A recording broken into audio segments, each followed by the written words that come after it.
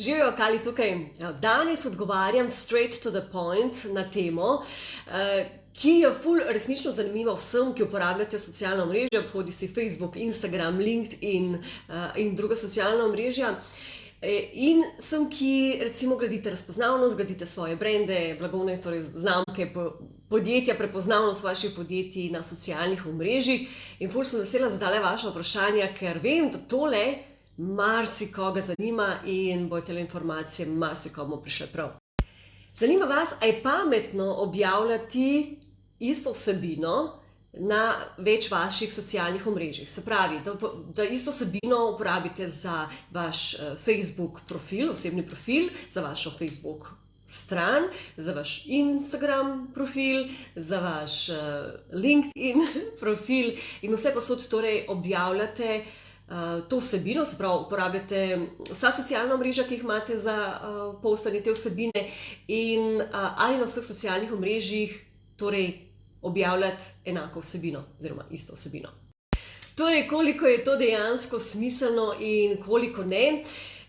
Šokantne statistike vam bom v tem trenutku povedala in zakaj jaz mislim, da morate izkoristiti vse svoje platforme za objavljanje vsebine, ampak vam bom razkrila formulo, na kakšen način.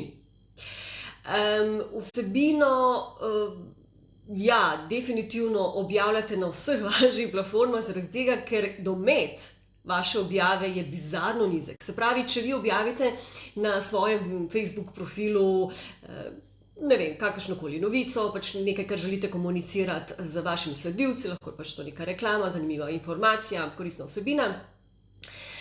In mislite, da zdaj s tem, ker ste pač nekaj postali, ste dali na svoj zid, ste objavili, da zdaj pač to vidijo vsi vaši sledilci. Wrong! Ne vidijo. Meni je ful smešno, ko nekdo reče, ki se reče, res, wow, ko se z nekom pogovarjam, nisem vedela, kako, pa kako ne, vse sem objavila na svojem Instagram profilu, super, fajn, ne, ampak morate se zavedati realnih številk. Mi, ko nekaj objavimo na svojih profilih, to dejansko vidi 1 do 3% naših sledilcev. Ja. 1 do 3%, če smo res lucky, 10%. In seveda odvisno je, koliko vsebine bo algoritem prikazoval našim sledilcem, tudi tega potem, ko objavimo, koliko je engagementa, se pravi, koliko je lajkov, koliko je shareov, koliko je komentarjev in koliko je saveov.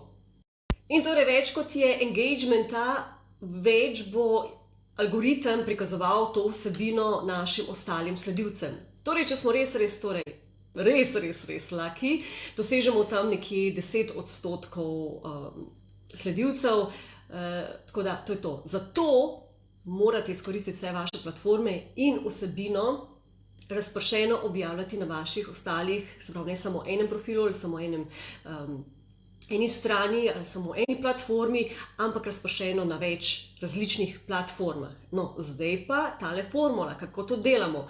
Tole so triki, ki jih drugače izdajam samo na mojih plačljivih online programih in na moji Success Akademiji, ampak okej, naj vam bo. Formula je torej sledeča. Ja, definitivno vsebino dajte objavljati na vseh vaših platformah, ampak prilagojeno in ne v istem času. Se pravi, jaz ne bom isto objavo objavila v tem trenutku na Instagramu in na Facebooku. Če se le da, naredite zamik nekaj urni, sploh še to nekaj takega, da želite, da ima čim večji target, v smislu, da je to neko skrito prodajno sporočilo, ki mora seveda biti narejeno kot dobra vsebina, zanimiva vsebina, kakšna koristna informacija in še na koncu call to action, kot neka prodajna vsebina oziroma pač peljete vašega sledilca nekam, ali na vašo spletno stran, ali do nekega freebija, ali pač nekam.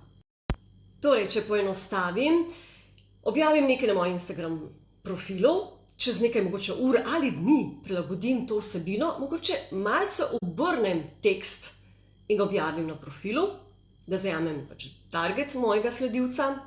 In kaj je dobra stvar, da naredimo? Če recimo na Instagramu objavimo neko zanimivo novico, lahko uporabimo več različnih fotografij, se pravi carousel objavo, kjer imamo možnost do 10 različnih fotografij objaviti ali objavimo video. Seveda, če bomo mi direktno to vsebino, se pravi 10 carousel objav, objavili z Instagrama na Facebook, to ne bo lepa objava. Torej jo moramo prilagoditi za Facebook in preprosto carousel objave spremenimo v video. To je ena ful dobra taktika in to objavimo z nekaj urnim ali dnevnim zamikom na Facebooku.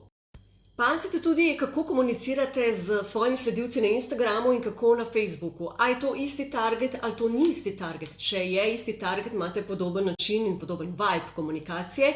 Če imate drugo ciljno skupino na Facebooku kot na Instagramu, je seveda vibe komunikacije drugačen. Tako da zato priporočam, da malce spremenite tekst, da ni čist dobeseden copy-paste od A do Ž. In druga stvar je, če objavljate na večjih platformah, se pravi, če imate več Facebook profilov, več Facebook strani, da preprosto naredite objavo zanimivo s tem, da zamenjate sliko, se pravi, ni vedno ista slika, ne, če je že tekst enak ali obratno. Naslednja platforma je LinkedIn.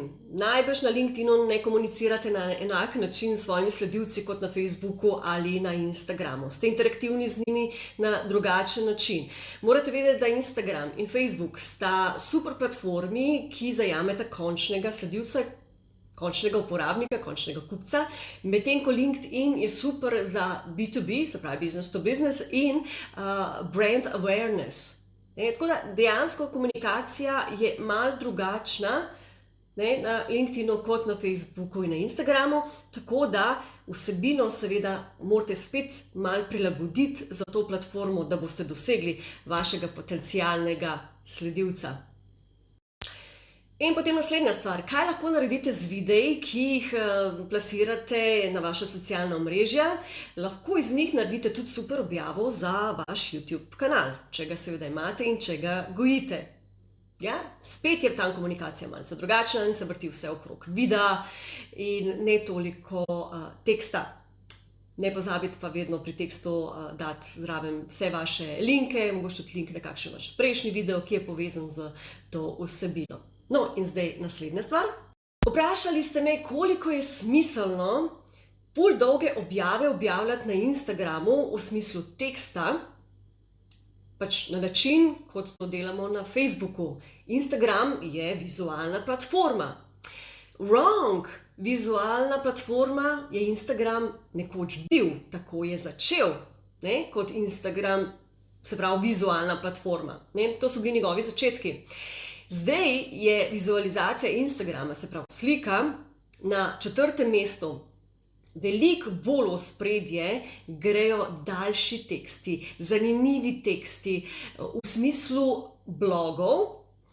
In to Instagram algoritem tudi zelo podpira. Se pravi, če bomo mi imeli sledilca na našem Instagramu dolgo časa, bo ta algoritem deloval na način, da nas bo prikazoval veliko bolj ostalim sledilcem. Torej, z dolgim tekstom definitivno zadrži svojega sledilca na Instagramu. In zato smo dobili tudi guides, ki so neki mini blogi, kjer lahko mi naše tekste, naše objave nekako recikliramo in jih dajemo v, torej kot sem rekla, neke bloge, mini website. Definitivno trening na Instagramu gredo v smislu vsebine, dolge, zanimive vsebine, ne samo enega stavka ali pa emojijev, pozabite, ampak da mi dejansko sledilca zadržimo na našem Instagramu. In to naredimo z video objavami, sprav z nekimi daljšimi objavami. Zato imamo carousel objave, kjer je 10 slik, ki so lahko ne samo slike, ampak dejansko teksti. In tretje se pravi daljša vsebina. Evo, save by the bell, ampak mislim, da sem povedala tisto, kar vas je zanimalo in predvsem morate slediti trendom na socialnih omrežjih, ker se spreminjajo s svetlobno hitrostjo. Če želite biti na socialnih omrežjih uspešni, torej morate slediti trendom. In kot sem že omenila, včasih je bil Instagram vizualna platforma, zdaj je svetlobna leta od tega, trendi so čisto nekje druge in grejo tja, kamor sem torej rekla, k daljšim vsebini carousel objavam, video objavam. Dobili smo Reels, dobili smo Guides, tako da vsebina je ekstremno pomembna in vsebinski marketing nikoli ni imel večji pomen kot zdaj. Se vidimo naslednjič.